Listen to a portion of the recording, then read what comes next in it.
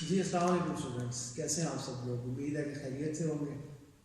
अच्छा, कोविड की वजह से हमें जो प्रैक्टिकल्स हैं जो ऑनलाइन परफॉर्म करने पड़ रहे हैं, तो अपनी एक छोटी सी कोशिश है हमारी कि हम ऑनलाइन परफॉर्म करें। आपको वीडियोस वगैरह जो है इसकी प्रैक्टिकल्स की वक्तन फ़वक्तन बना के हम आपको सेंड करते रहें और आप जो है वो इन प्रैक्टिकल्स की वीडियोस को देखें। इसका प्रोसीजर वगैरह, इसकी जो कैलकुलेशंस हैं वो भी हम आपको साथ साथ जो है समझाते रहेंगे क्लासेस में, जो हमारी ऑनलाइन क्लासेस होंगी आपके साथ।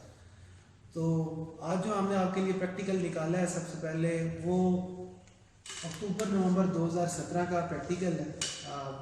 इंटरनेट से आप जो है ये प्रैक्टिकल निकाल सकते हैं। इसका कोड जो है केमिस्ट्री का वो 9701 है। मैं कोड भी यहाँ पे मेंशन कर देता हूँ। ये जब आप जाके गूगल के ऊपर 9701 लिखेंगे तो आपके पास जितने भी पास्ट पेपर्स हैं इसके ए लेवल्स के वो आ जाएंगे। आप वहाँ से ये पेपर जो है निकाल सकते हैं। अच्छा, ये जो हमारे पास प्रैक्टिकल है अक्टूबर-नवंबर 2017 और पेपर नंबर 33, इसका क्वेश्चन नंबर 1 है, जिसको क्वालिटेटिव एनालिसिस का नाम दिया गया। क्वालिटेटिव एनालिसिस में आपको मुख्तलिफ सॉल्यूशंस दिए जाते हैं, आपने उनकी टाइट्रेशन करनी होती है।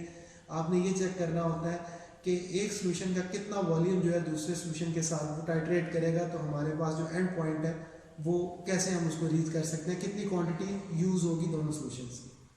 तो क्वेश्चन नंबर 1 है उसका क्वालिटेटिव एनालिसिस, और इसमें हमें बेसिकली 4 सॉल्यूशंस जो हैं वो दिए गए हैं, FA1, FA2, FA3 and FA4। हमें कुछ उनके बारे में मालूम नहीं है कि FA1 हो सकता है कोई एसिड हो, FA2 जो है वो हो सकता है कोई बेस हो, या FA3 हो सकता है कोई सॉल्ट का सॉल्यूशन हो।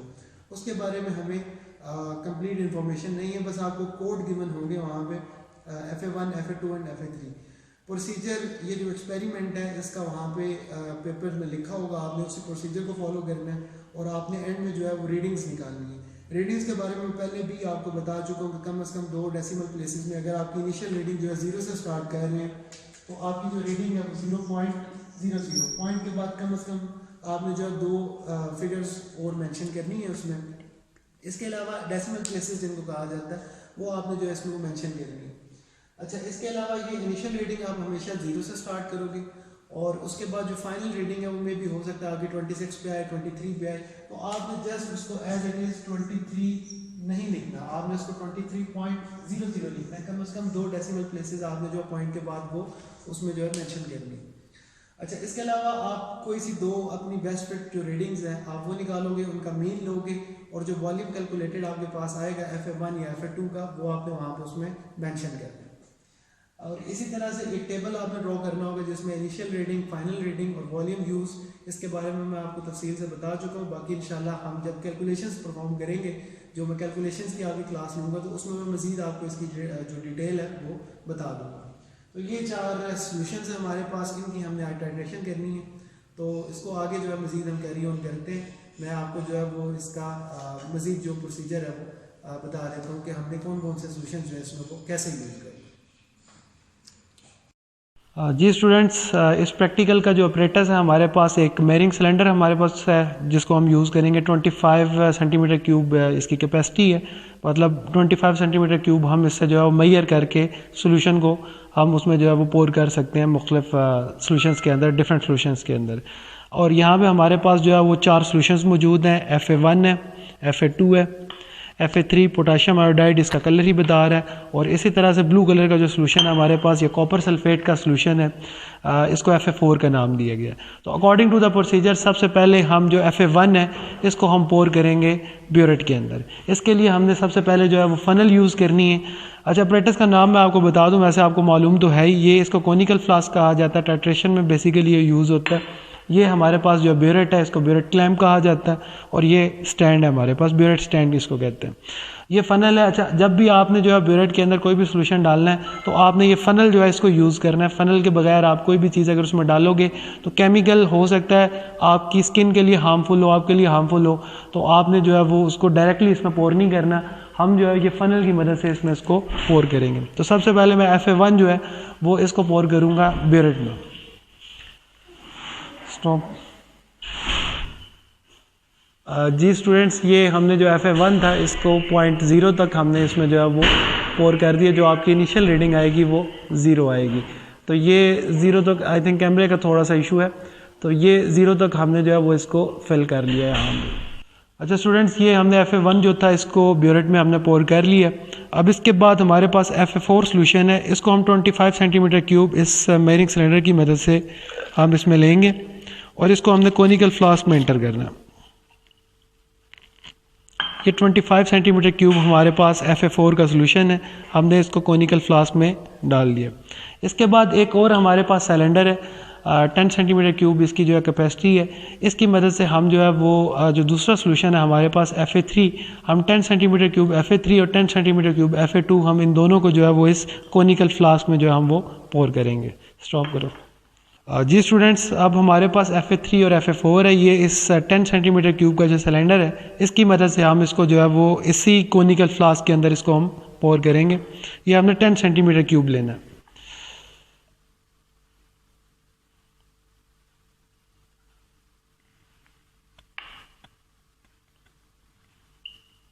और इसी तरह से FA2 जो है ये भी हमने 10 सेंटीमीटर क्यूब इसी सिलेंडर से जो है हमने इसको मेजर करके, ये मैं एक ही सिलेंडर यूज़ कर रहा हूँ ताकि इसकी जो है रिंसिंग साथ साथ हो जाए, हमारे रिजल्ट में जो है कोई फ़र्क ना आए इसमें। तो जब ये दोनों सॉल्यूशंस हम इसमें पोर करेंगे तो हमारा जो कलर है, जो मैंने जैसे बोर्ड पे आपको बताया था कि जी हमारा जो स्टार्टिंग पॉइंट होगा ब्राउन टू ऑफ वाइट होगा, तो अभी ये जो हमारे पास ब्राउन कलर का सॉल्यूशन हमारे पास यहाँ पे हमें हासिल हो गया इस पर। जी स्टूडेंट्स, ये अब हम जो इंडिकेटर स्टार्च इंडिकेटर मैंने आपको पहले भी बताया था हम यूज़ कर रहे हैं इसमें। तो ये जो स्टार्च इंडिकेटर है इसके तकरीबन 10 से 12 ड्रॉप्स जो है हम वो इसमें ऐड करेंगे और आप ये देखें इसका जो कलर है वो चेंज हो रहा है। अब ये इसका जो कलर है वो ब्राउन हो जाएगा, बिल्कुल प्योर ब्राउन। पहले यह कि हमारे पास लाइट ब्राउन कलर था, थोड़ा और ऐड करें सर।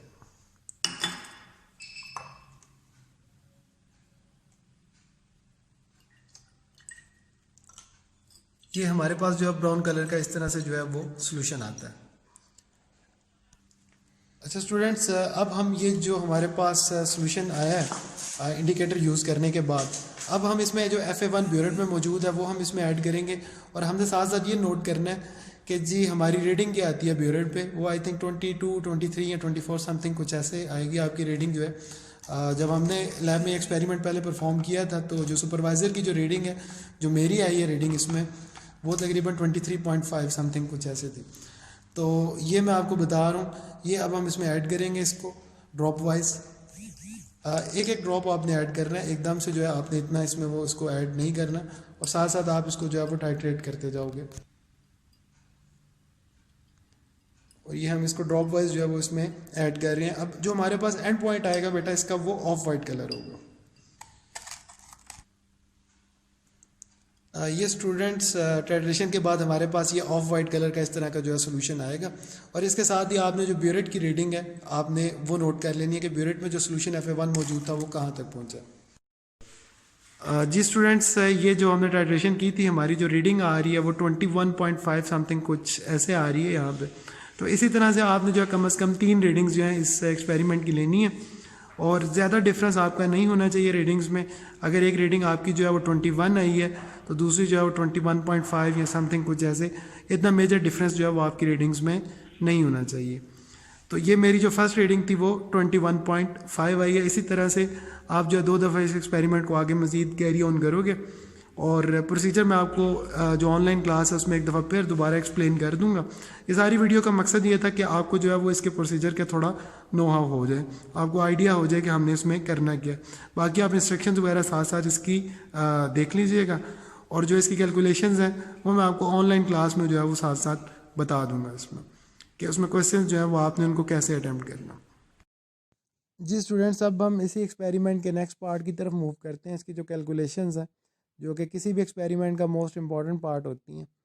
अच्छा, यहाँ पे आप देख लें ये सारा प्रोसीजर हमने फॉलो किया। Fill the burette with FA1, फिर हमने 25 सेंटीमीटर क्यूब FA4 लिया।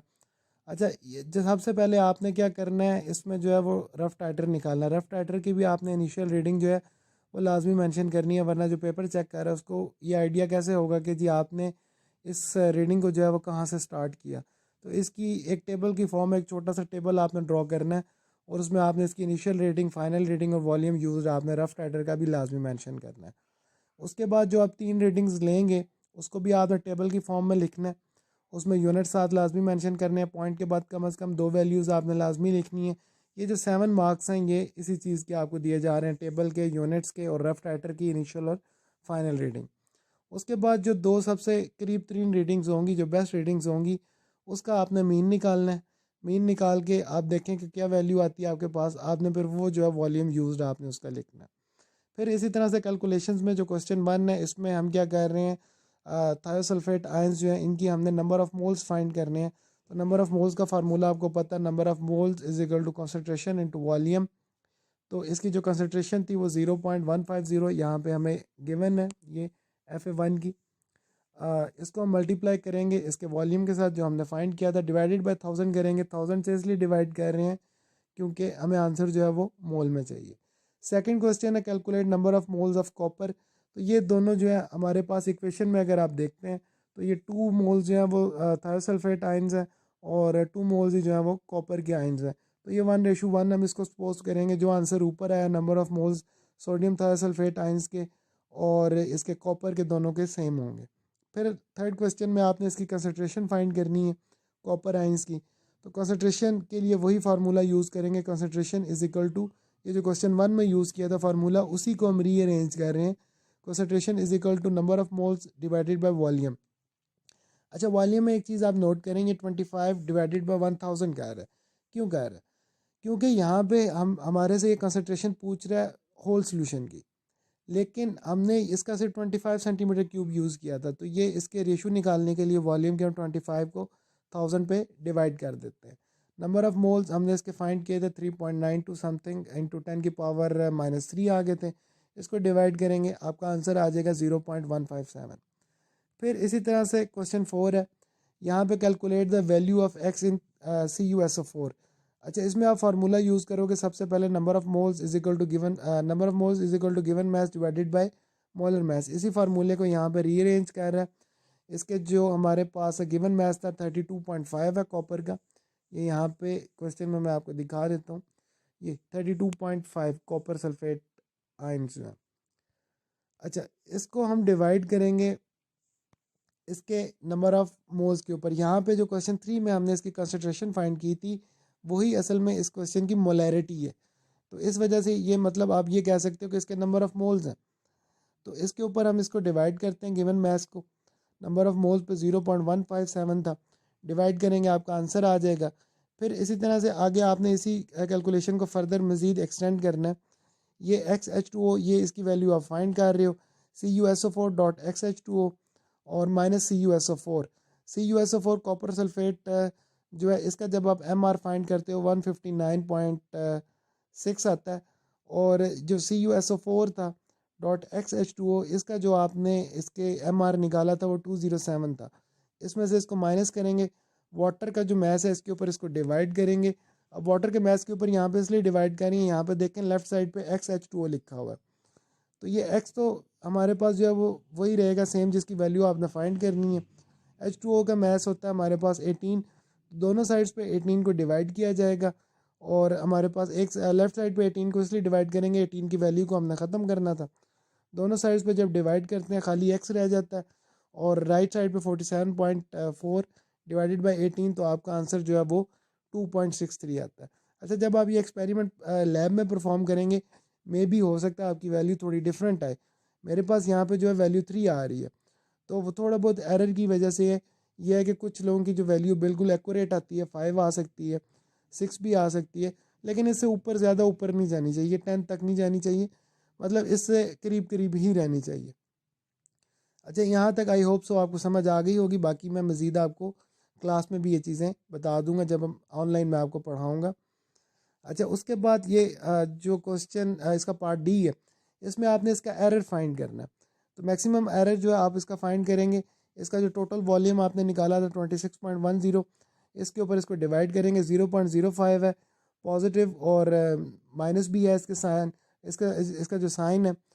तो ये मतलब पॉजिटिव भी हो सकता है माइनस भी हो सकता है, मतलब वैल्यू ऊपर भी जा सकती है नीचे भी जा सकती है। तो इसके ऊपर हम इसको डिवाइड करेंगे, इनटू 100 करेंगे, आपका जो मैक्सिमम परसेंटेज एरर है वो यहाँ पे आ जाएगा। उसके बाद ये जो लास्ट क्वेश्चन है बिल्कुल इसमें जो है वो इन्होंने थ्योरेटिकली कुछ पूछा हुआ है। कहता है कि एक स्टूडेंट उसने ये सजेस्ट किया था कि अगर आपके पास जो Fa3 है पोटेशियम आयोडाइड, अगर आप उसको जो है volume of Fa3 was measured using a burette, अगर आप ब्यूरेट से इसको मेजर करें तो इसकी दो पॉसिबिलिटीज़ हैं कि जो वॉल्यूम फ्रॉम द ब्यूरेट, इसमें एक तो अगर हम ब्यूरेट से यूज़ करते हैं तो हमारे पास जो एरर है उसका चांस कम हो जाएगा, एक्यूरेसी बढ़ जाएगी, क्योंकि ब्यूरेट जो है मोर प्रिसाइज वैल्यू हमें बताती है, उसमें जो है वो 0.5 का डिफरेंस होता है, तो एरर जो है उसके चांसेस कम हो जाएंगे। और आखिर में फिर कहता है explain by this change would not improve the accuracy of the experiment. तो कहता है कि ये जो सजेशन स्टूडेंट ने दी थी, उसने ये सजेशन क्यों दी, उसने सजेशन इसलिए दी कि जी आप जो है वो ब्यूरेट जो है इससे मोर प्रिसाइज वैल्यू, स्टूडेंट का ये ख्याल था कि मोर प्रिसाइज वैल्यू आएगी, लेकिन इससे उल्टा असर होता है, उससे ये होता है कि आपकी एक्यूरेसी जो है वो नहीं बढ़ती। एक्यूरेसी इसलिए नहीं बढ़ती, लास्ट क्वेश्चन के explain by this change would not improve the accuracy of experiment, इससे एक्यूरेसी क्यों नहीं बढ़ेगी, क्योंकि जो Fa3 है वो फिर एक्सेस में हो जाएगा, आपका एंड पॉइंट सही तरह से आप उसको रीच नहीं कर सकोगे। जब हमने पोटेशियम आयोडाइड ऐड किया था तो उसका ब्राउन कलर आ गया था, तो इंडिकेटर भी फिर हमें ऐड किया हमने उसमें, तो उसका वाइट कलर आया एंड पॉइंट जो था, तो वो फिर इंडिकेटर हमें बहुत ज़्यादा यूज़ करना पड़ेगा। एक्सपेरिमेंट जो है वो सारा उसका जो एक जो वैल्यूज़ हमने जो फाइंड की करनी थी उसकी एक उसके डिफरेंस के हिसाब से, वो फिर हम जो है नहीं फाइंड कर सकेंगे इसमें। तो उम्मीद है कि आपको ये समझ आ गया होगा। ये मैं वीडियो भी अपलोड कर दूंगा आपको ग्रुप में, और इसके अलावा ये है कि ये एक्सपेरिमेंट मैं आपको क्लास में जो है वो इसकी कैलकुलेशंस मैं समझा भी दूंगा।